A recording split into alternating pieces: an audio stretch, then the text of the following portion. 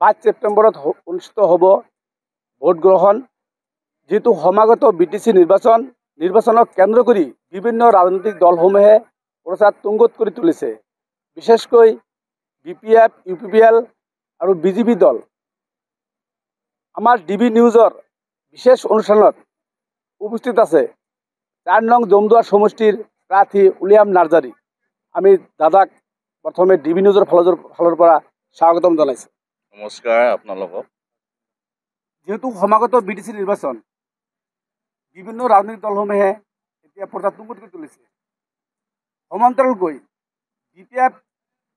BPF Jamduar সমষ্টিত উদ্ধাৰ কৰিব পাৰিবনে বুলি? চাওক, কথাটো ক্লিয়াৰ। উদ্ধাৰ কৰিব পাৰিব মানে এনে আমাৰ জিতি আছে। আমি ইয়াত এদিন দুদিন নহয়, 1 বছৰৰ পৰাই আমি আৰু আমাৰ টিম BPF হৈ কিনি আমি কাম কৰি আহিছোঁ। আৰু সকলো ঠাইত সকলো জনগোষ্ঠীৰ পৰা বিপুল আমি মৰম পাবলৈ সক্ষম হৈছে। আৰু আজিৰ দিনত BPF এই জমদুৱাৰ সমষ্টিত জিতাটো কোনো পাৰ্টীয়ে ৰাখিব নোৱাৰে। আৰু এই জমদুৱাৰ সমষ্টি সকলো আমাৰ সন্মানীয় ভোটাৰসকলে ভোট দিবৰ কাৰণে 22 তাৰিখটো ৰখি আছে। আৰু আপোনালোকে চাব ৰিজাল্টত বিপুল ভোটত ইয়াত BPF জয়ী হ'ব আৰু এই অঞ্চলৰ আমাৰ সকলো ভোটাৰসকলে জয়ী হোৱা হ'ব। দেখা গৈছে বিশেষকৈ BPF, UPPL আৰু BJP দলৰ ভেটি অধিক শক্তিশালী দেখা গৈছে BTCত। এইবুলি BPFে দুটা দলৰ লগত ফেৰ মাৰিব পাৰিবনে? আপোনালোকে দেখা নাই কি বুলি কয় BPFৰ যিটো ব্লেছিং ৰিলি ইয়াত দেখা নাই আপোনালোকে? চৰকাৰৰ আছে নেকি? BPF চৰকাৰৰ আছে, BPF চৰকাৰৰ নাই। তথাপি যে ইমান দলে বলে শিল ভাঙি কিনি মানুহবিলাক আহিছে আপোনালোকে দেখা নাই? চবে দেখিছে আজি। সেইকাৰণে আমি BPF হিচাপত আজিৰ দিনত ছিংগল চৰকাৰ গঠন কৰিবলৈ গৈ আছে। আৰু আন বেলেগ যিবোৰ আপোনাৰ পাৰ্টি আছে তেখেতসকলে BPFৰ ওপৰতহে নজৰ দি আছে। কেনেকৈ BPFৰ যিটো ছিংগল চৰকাৰ গঠন কৰিব সেইটো অলপমান কমিব পাৰে। আমি যে BPF লগৰ সোমাই কিনি আমি চৰকাৰত থাকিব পাৰিম নেকি, সেইটোহে আন বেলেগ পাৰ্টিবিলাক চেষ্টা কৰি আছে। কিন্তু BPF আজিৰ দিনত 1 নম্বৰত আছে আৰু ৰিজাল্ট 1 নম্বৰত আহিব, এইটো একেবাৰে 100%। যিটো যোৱাবেলি BTC নিৰ্বাচনত UPPL দলে পাইছিল 11খন আসন আৰু BPFে পাইছিল 17খন আসন আৰু BJP পাইছিল 9খন আসন। পোৱা সত্ত্বেও BPFে চৰকাৰত আহিব নোৱাৰিলে। এইবুলি যদি তেনেকুৱা হৈ যায় BPFৰ পৰিস্থিতি কি হ'ব? সেইটো কোনো পক্ষে নহ'ব। তাৰমানে বাৰ আপোনাৰ 1 সপ্তাহত আপোনাৰ এদিনহে সোমবাৰ থাকিব, 1 সপ্তাহত এদিনহে সোমবাৰ থাকিব, সপ্তাহত 2 বাৰ সোমবাৰ নহয়, হয় না নহয়? ঠিক তেনেকৈ যোৱাবাৰ যিটো হৈ গ'ল সেইটো। কিন্তু এবাৰ যিটো আগৰ যিটো চৰকাৰ সেইটো ছিষ্টেমত হোৱা নাই, সংবিধান মতে এইটো হোৱা নাই। আমি সকলো জানে এইটো লিলি চৰকাৰ বুলি আমি চবেই গম পাই, হয় না নহয়? গতিকে আমি আমাৰ অসমৰ সন্মানীয় চিফ মিনিষ্টাৰ তাৰ ওপৰত এটা বিশ্বাস আছে। যিটো আগৰ যিটো তাৰমানে হৈ গ'ল এবাৰ সেইটো নহ'ব। যিহেতু সংবিধান আছে, সংবিধান মতে এবাৰ তাৰমানে BPFে চৰকাৰ গঠন কৰিব। কোনো পক্ষে আগৰ নিচিনা তেনেকৈ জবৰদস্তি চৰকাৰ কৰিব নোৱাৰিব। যিটো আমাৰ আইন মতে সেইটো ঠিক কৰা হ'ব।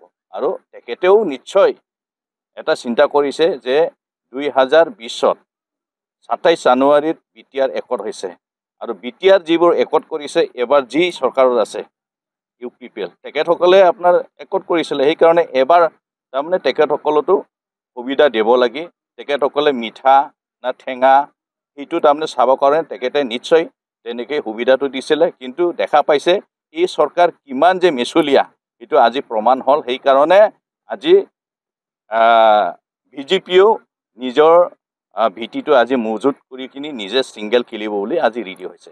সেইকাৰণে অহা দিনত BPFে চৰকাৰ গঠন কৰিব, এইটো 100%। আৰু আগৰ নিচিনা কোনোদিন নহ'ব, সেইটো আপোনালোকে দেখা পাব। যিহেতু 3 মাহ পূৰ্বে অঞ্জলি দৈমাৰীৰ নেতৃত্বত APP এটা ৰাজনৈতিক দল গঠন হ'ল নতুনকৈ, সেই দলে আপোনাৰ BPFক প্ৰভাৱ কৰিব নেকি? নাই। এইটো তেখেতসকলৰ যিটো ইহঁতেতো কৈ আছে যে এই চৰকাৰে যেনেবা কি আপোনাৰ প্ৰতিশ্ৰুতি দিছিলে আৰু NDP হিচাপত তেখেতসকলে কি কৰিব লাগিছিলে এতিয়ালৈকে আপোনাৰ যেনেবা হয় আজি যেনেবা আপোনাৰ বেল পাইছে কিন্তু কেছটো শেষ হোৱা নাই বেল আৰু শেষ হোৱা এইটো ডিফাৰেঞ্চ আছে হয় না নহয় তো গতিকে একৰ্ডৰ থ্ৰু দি যিটো তাৰমানে NDP হিচাপত যিটো তাৰমানে আপোনাৰ কি বোলে চৰকাৰৰ পৰা যিটো সুবিধা পাব লাগিছিলে সেইটো সুবিধা ই আপোনাৰ প্ৰমোদ বড়ো ডাঙৰীয়া কৰিব পৰা নাই তো সেইকাৰণেহে এইটো অল্টাৰনেটিভ পাৰ্টিটো কৰিছে তো তেখেতসকলেতো বাৰ কৈছে অল্টাৰনেটিভ পাৰ্টি কৰাটো হ'ল এই চৰকাৰ বা প্ৰমোদ বড়োৱে তাৰমানে NDPৰ ওপৰত এটা তাৰমানে কি বোলে দুখ দিছে সেইকাৰণে আজি সেই পাৰ্টিটো কৰা হৈছে সেইকাৰণে সেইটোৰ এফেক্ট হ'ব আপোনাৰ UPPৰ ওপৰত BPFৰ ওপৰত কোনো এফেক্ট নহ'ব BPFটো যেনেকৈ আছে তেনেকৈ আছে ইভিন গোটেই ঠাইত আজি যেনেবা জইনিঙে হৈ আছে দিনতে জুমদাৰতো আপোনাৰ দিনত 3টা 4টা জইনিং হৈ আছে আৰু কিছুমানটো চাইলেণ্ট জইন কৰি থৈছোঁ মই অপেন কৰা নাই ইয়াত বহুত কথা আছে মই আগৰ পৰা কৈ আহিছোঁ ঠিক তেনেকৈ জুমদাৰ নহয় 40টা সমষ্টিতে প্ৰায় BPFৰ গোটেই দিনত 2টা 3টা জইনিং হৈ আছে সেইকাৰণে আমাৰ কোনো কাৰোৰ লগত তাৰমানে তেনেকৈ ফেক্টৰ নহ'ব আৰামছে ছিংগেল আমি চৰকাৰ গঠন কৰিব পাৰিব 100% এইটো আপোনালোকে দেখা পাব কিমানখন আসন লৈ ছিংগল চৰকাৰ কৰিব ভাবিছে ছিংগেল কোৱাৰ লগে লগে আমাক 21টো লাগিবই তো 21ত অডিট পাব বুলি কৈছোঁ মই ছিংগেল হ'লেতো 21 হয় না নহয় তো সেইকাৰণে 21ত অধিক পাব কিমান পাব সেইটো ৰাইজই ঠিক কৰিব কিন্তু ৰাইজই আজিৰ দিনত ছিংগেল চৰকাৰ গঠন কৰাৰ কাৰণে পুৰা যুঁজি আছে যিটো এলায়েন্স হ'লে অলপ টেকনিকেলি অসুবিধা হয় সেইকাৰণে হাগ্ৰামা মহিলাৰী ছাৰক আকৌ চিফ সকলো বিচাৰিছে আৰু BPF আকৌ চৰকাৰ গঠন কৰাৰ কাৰণে সকলোৱে ৰাইজে আজি ৰেডি হৈ আছে আৰু এই আপোনাৰ ছেপ্টেম্বৰৰ হ'বলগীয়া 22 তাৰিখত যিটো ভোট সেই ভোটটো তাৰমানে নাংগাল ছবিত দিবৰ কাৰণে ৰেডি যেহেতু দাদাই কৈছে এইবেলি BPF দলে 21খন আসন নহয় 21খন দলৰ অধিক আসন পাই BPF দলে সংখ্যাগৰিষ্ঠতাৰে চৰকাৰ গঠন কৰিব দাদা উল্লেখ কৰিছে যেহেতু সমাগত BTC নিৰ্বাচন BJP দল UPPL দল আৰু BJP দল কোনে কিমানখন আসন পাব আৰু সেয়া হ'ব পৰৱৰ্তী লক্ষণীয়